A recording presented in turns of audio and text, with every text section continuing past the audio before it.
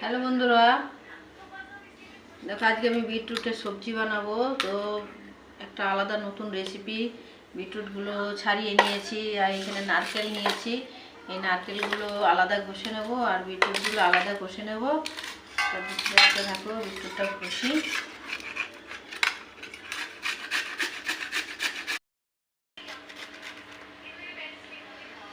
Finally bit ঘষা হয়ে গেল। এখন নারকেলটা ঘষে নেব।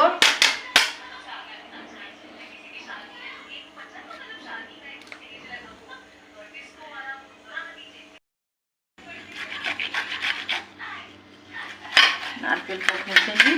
নারকেলটা ঘষে তারপরে রেসিপিটা দেখাবো।